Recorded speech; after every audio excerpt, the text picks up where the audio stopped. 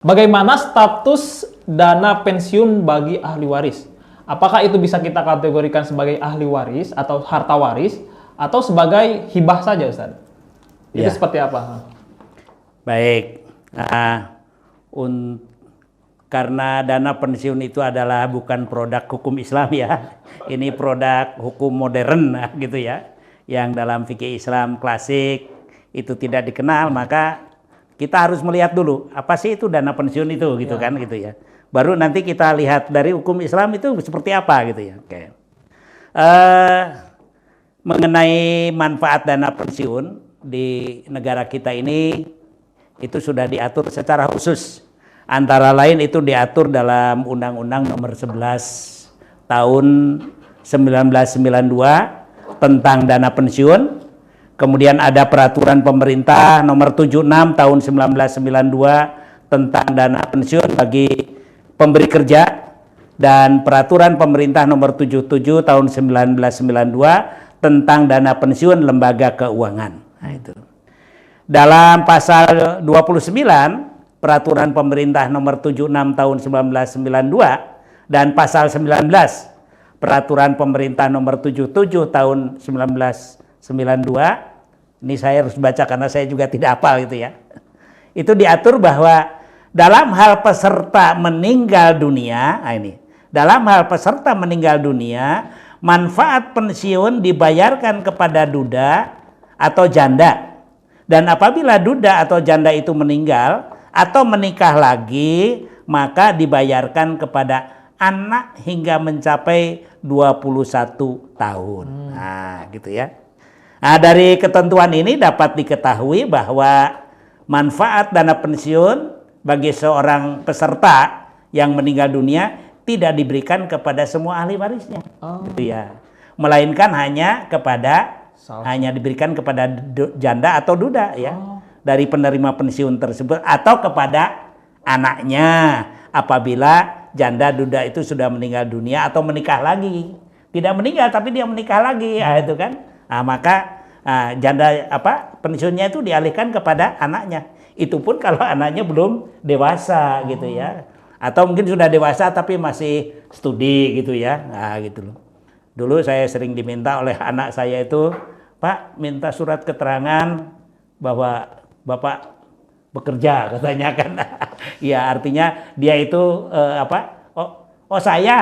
saya diminta karena anak saya kan udah dewasa itu, tapi karena dia masih untuk kalau dia ingin mendapat tanggungan itu ya, maka harus ada surat keterangan bahwa dia masih studi gitu ya. Nah, nanti juga begitu untuk kalau pensiun itu. Nah, itu. Kalau sudah dewasa ya habis gitu ya kan itu. Nah, jadi intinya bahwa dana pensiun itu tidak diberikan kepada semua ahli waris dari pegawai yang meninggal, tetapi kepada pasangannya ya, atau kepada anaknya kalau pasangannya itu sudah meninggal dunia gitu ya. Nah, pertanyaannya, apakah ketentuan dari peraturan pemerintah ini bertentangan atau tidak dengan hukum Islam kan gitu ya. Nah, gitu ya. Baik.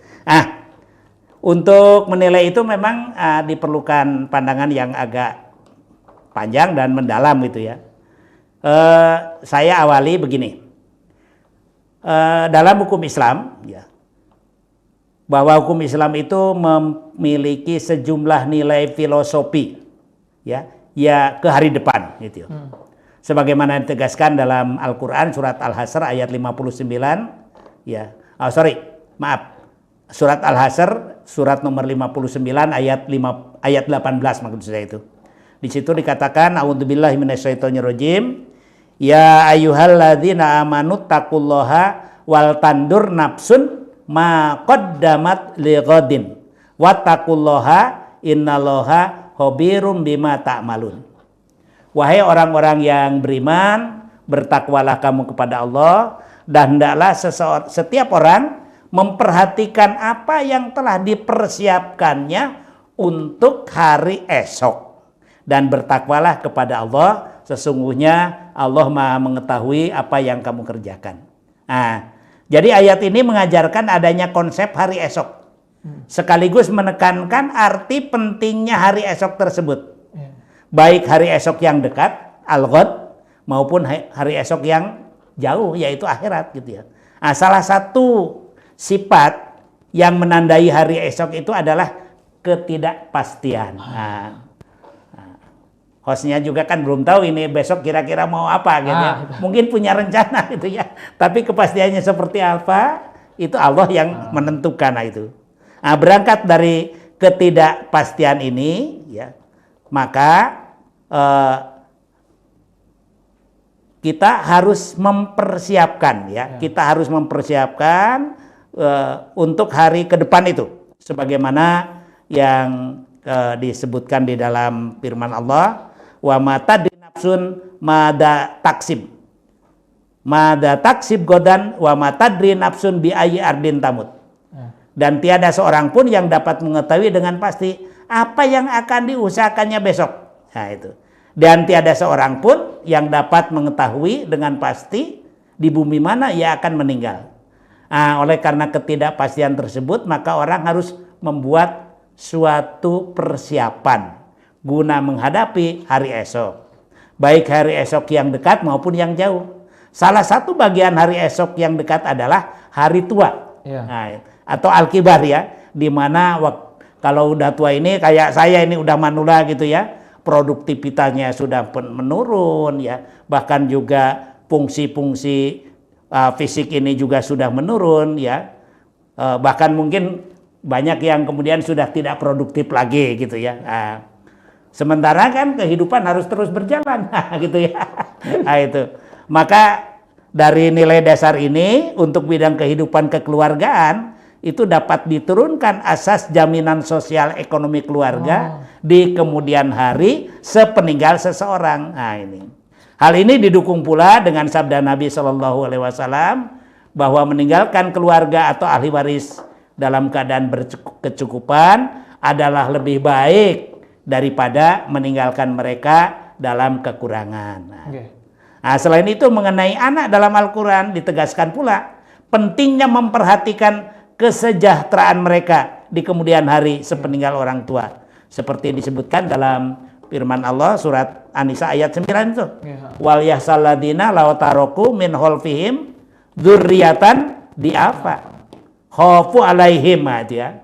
Ayat ini memberikan perhatian supaya hendaknya kita takut atau khawatir ya kita takut kepada Allah yang seandainya kita ini meninggalkan di belakang hari nanti anak-anak yang lemah, yang baik lemah secara fisik ataupun secara ekonomi, gitu ya. Maka untuk menghindari sebagian lemah, terutama di bidang ekonomi, umpamanya tadi orang tua itu kan harus mempersiapkan itu ya. Berarti dana pensiun itu absah secara hukum. Gitu ya, artinya kan itu. Maka oleh karena itu,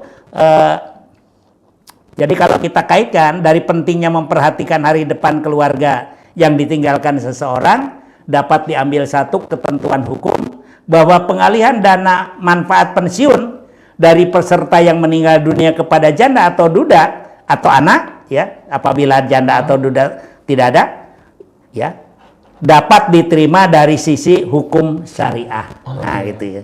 Dan oleh karena itu tidak bertentangan dengan hukum kewarisan Islam itu ya. Nah, ini. Karena tadi kita diperintahkan untuk mempersiapkan hari esok, terutama bagi orang-orang yang paling dekat dengan kehidupan kita. Istri yang paling dekat dengan kehidupan suami, setelah itu kan baru anak-anaknya ya, atau suami paling dekat dengan kehidupan anak-anaknya gitu. Nah, intinya gitu. Kalau nanti kalau sudah diterima oleh si yang berhak, apakah itu mau dibagi-bagikan kepada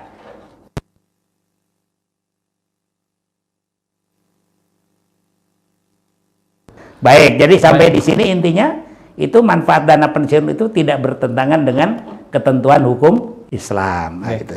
Baik Ustadz, terima kasih atas jawabannya. Jadi pada intinya adalah dana pensiun itu secara hukum Islam memang tidak bertentangan. Barangkali saya sedikit nama dulu gitu ya.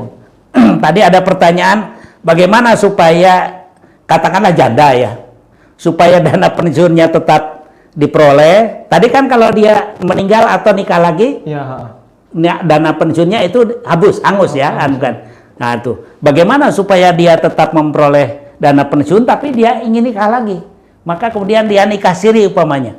Ini kira-kira boleh apa enggak? Menurut saya dari etika hukum itu Islam jelas nggak boleh itu, karena itu di situ terjadi pengelabuan ya, Iya. Manipulasi. manipulasi, membodohi itu kan. Bahkan kalau menurut saya itu kalau ada yang seperti itu, dana yang diperolehnya dari pensiun itu termasuk dia bagian daripada gosok gitu, karena dia menerima memperoleh sesuatu yang semestinya bukan haknya lagi, ya gitu ya. Nah, jadi mohon diperhatikan kepada pemirsa ini, terutama warga persyarikatan, kalau seperti itu tidak diperbolehkan. Nah, itu ya. Tinggal pilihannya nikah lagi, pensiunnya hilang, atau tetap memperoleh pensiun tapi tidak nikah lagi. Nah, gitu ya. Nah, itu ya.